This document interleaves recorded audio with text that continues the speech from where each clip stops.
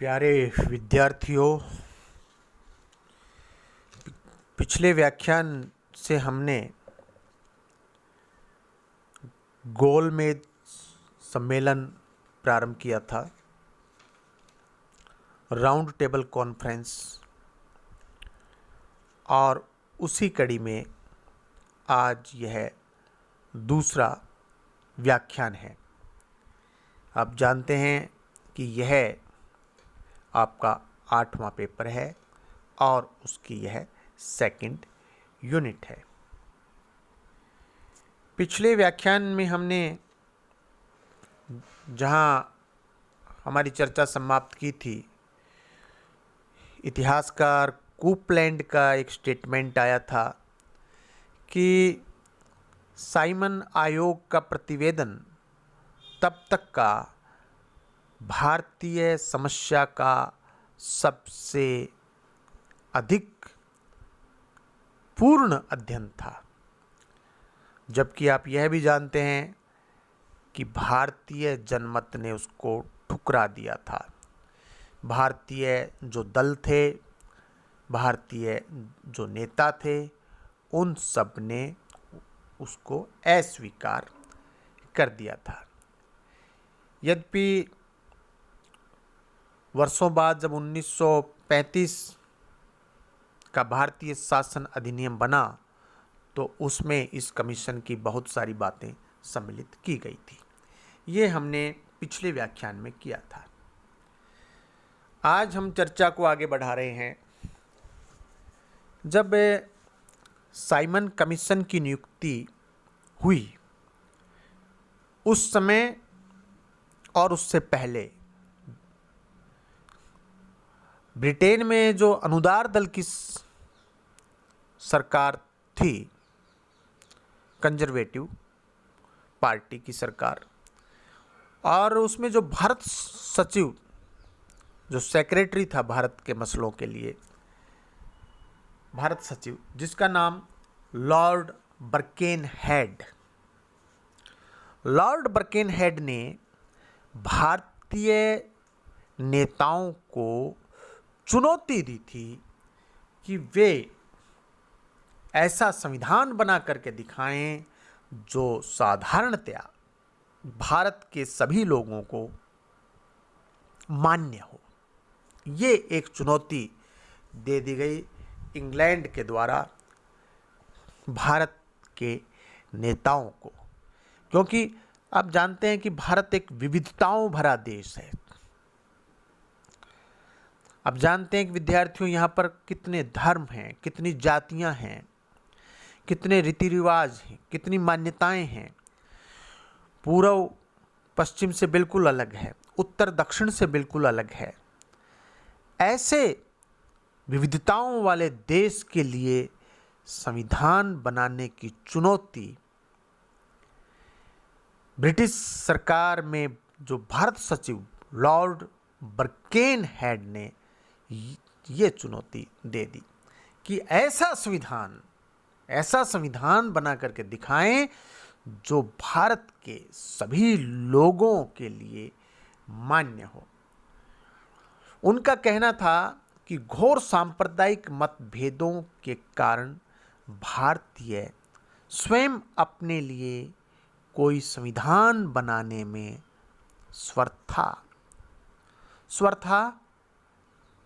असमर्थ है। ये लॉर्ड बर्केनहेड का स्टेटमेंट था। मई 1927 में कांग्रेस के बंबई अधिवेशन में पंडित मोतीलाल नेहरू, आप जानते हैं कि ये भारत के जो पहले प्रधानमंत्री थे पंडित जवाहरलाल नेहरू, ये उनके पिता थे पंडित मोतीलाल नेहरू।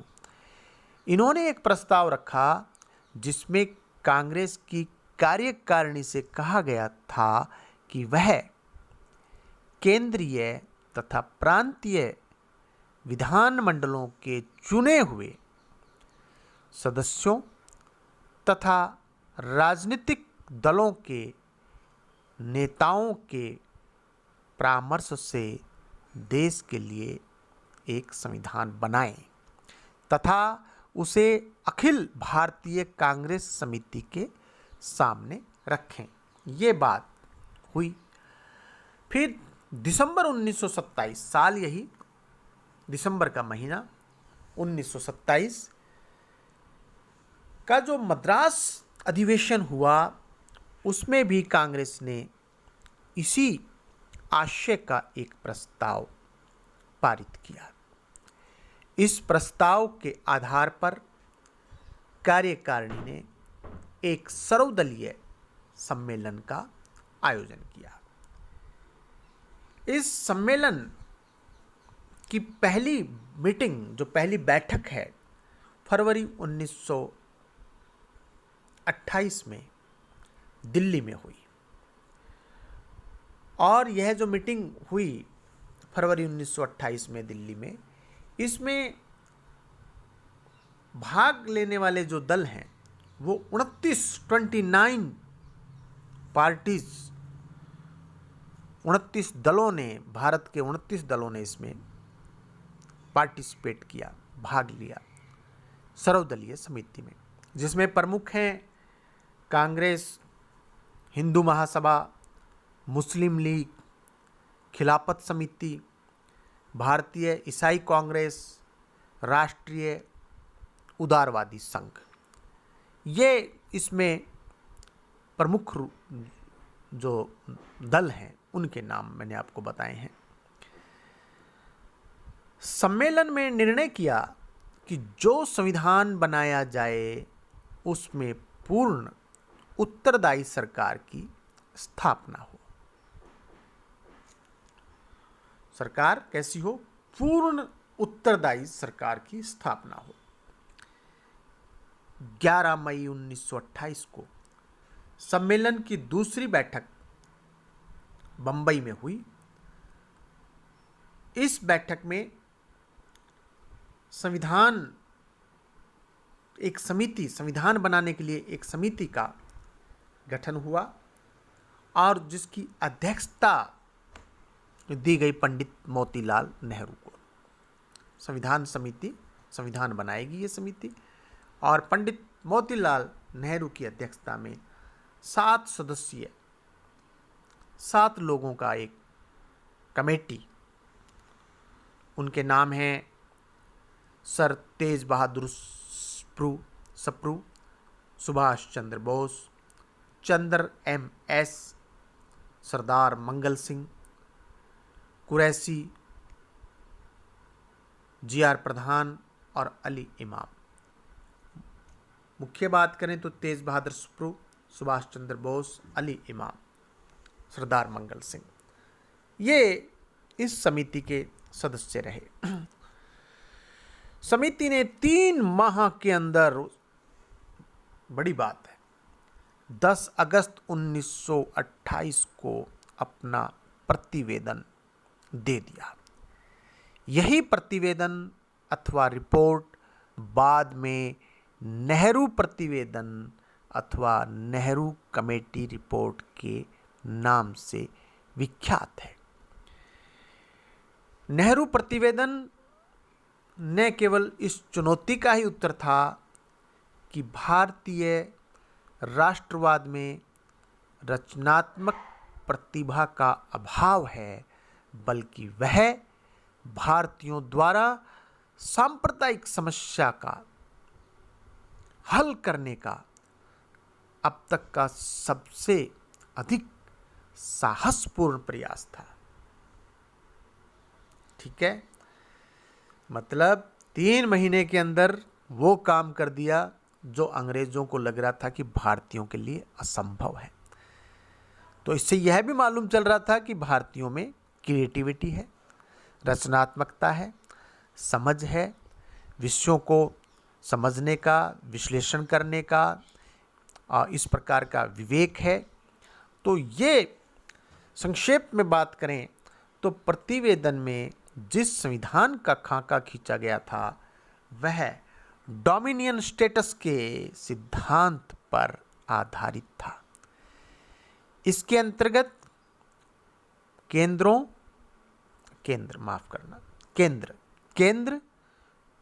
तथा प्रांतों में संसदीय ढंग से पूर्ण उत्तरदायी शासन की स्थापना की व्यवस्था थी। अर्थात केंद्रीय तथा प्रांतीय दोनों लेवल्स पर कार्यकारिणी विधांग के प्रति उत्तरदायी थी, केंद्र में भी और प्रांत में भी। प्रतिवेदन में इस सिद्धांत की घोषणा की गई थी कि प्रभुसत्ता भारत के लोगों में निहित है। स्वशासित डोमिनियंस के नमूने पर पूर्ण उत्तरदायी शासन की व्यवस्था करने के साथ साथ समिति ने यह स्पष्ट कर दिया था कि डोमिनियन स्टेट्स की उपलब्धि हमारे विकास की दूरस्थ अवस्था नहीं है, बल्कि तात्कालिक कदम है। ठीक है ना। डोमिनियन स्टेट्स का अर्थ मैंने पिछले व्याख्यान में बताया था कि एक बड़े राज्य के तहत एक छोटा राज्य। बड़ा राज्य आकार में तो हम बड़े थे, लेकिन ताकत में इंग्लैंड बड़ा था, उसके तहत भारत। हम चूंकि वहाँ के उपनिवेश थे तो हम ये डोमिनियन को औपनिवेशिक राज्य भी कहते हैं। तो हमारी समिति ने कहा, पंडित नेहरू की जो लीडरशिप में, अगुवाई में जो 7 सदस्यीय समिति थी, उन्होंने 3 महीने में जो प्रतिवेदन प्रस्तुत किया, उन्होंने कहा कि डोमिनियन स्टेट्स की उपलब्धि, जो स्टेटस है उसकी उपलब्धि हमारे लिए विकास की दूरस्थ अवस्था नहीं है, बल्कि ये एक तात्कालिक कदम है, एक तात्कालिक निदान है। समिति ने संघात्मक व्यवस्था की संभावना पर विचार किया और प्रांतों को स्वायत्तता, ऑटोनॉमस, कि वो अपना जो है अपना विधान, अपना शासन, अपनी रेस्पॉन्सिबिलिटीज, वो प्रांतों को स्वायत्तता देने पर बल दिया। केंद्र और प्रांतों के बीच शक्तियों के विभाजन की भी एक योजना सुझाई गई। सांप्रदायिकता के प्रश्न पर प्रतिवेदन में यह स्वीकार किया गया था कि सांप्रदायिक मतभेदों का सारे राजनीतिक जीवन पर प्रभाव पड़ता है, किंतु समिति का विश्वास था कि विदेशी हस्तक्षेप से मुक्त स्वाधीन भारत में यह समस्या आसानी से सुलझाई जा सकेगी। नेहरू समिति ने पृथक और सांप्रदायिक निर्वाचन प्रणाली को अस्वीकार किया और अल्पसंख्यक वर्गों के लिए उनकी जनसंख्या के अनुपात में सीमित काल के लिए, ध्यान दीजिए विद्यार्थियों, सीमित काल, टाइम लिमिट है, के लिए स्थानों के रिजर्वेशन, आरक्षण की व्यवस्था की गई। नेहरू प्रतिवेदन में व्यक्ति के मूलभूत अधिकारों की बड़ी व्यापक संकल्पना की गई थी। अल्पसंख्यकों को धर्म, भाषा और संस्कृति की पूरी स्वतंत्रता दी गई थी तथा दलित वर्ग, महिलाओं और श्रमिकों की सुरक्षा की गारंटी दी गई थी। समिति को आशा थी कि इस सबसे अल्पसंख्यकों के मन में विश्वास पैदा होगा। सुप्रीम कोर्ट की भी व्यवस्था की गई थी। देशी राजाओं को विश्वास दिलाया गया था कि उनके अधिकार और विशेषाधिकार सुरक्षित रहेंगे, किंतु उन्हें यथाशीघ्र अपने राज्य में रेस्पॉन्सिबल गवर्नमेंट, उत्तरदायी शासन की स्थापना कर देनी चाहिए, ताकि बाद में अखिल भारतीय संघ बनाने में आसानी रहे। अगस्त 1928 में लखनऊ में हुई अपनी बैठक में सर्वदलीय समिति, जो सर्वदलीय सम्मेलन है, ने नेहरू रिपोर्ट में दिए गए संविधान को कुछ संशोधनों के बाद सिद्धांत रूप से स्वीकार कर लिया और समिति से कहा कि इन संवैधानिक प्रस्तावों को एक विधेयक के रूप में प्रस्तुत किया जाए। नो डाउट विधेयक का विचार तो बाद में त्याग दिया गया, किंतु समिति ने एक पूरक प्रतिवेदन और प्रकाशित किया, जिसके आधार पर कलकत्ता में दिसंबर 28 से जनवरी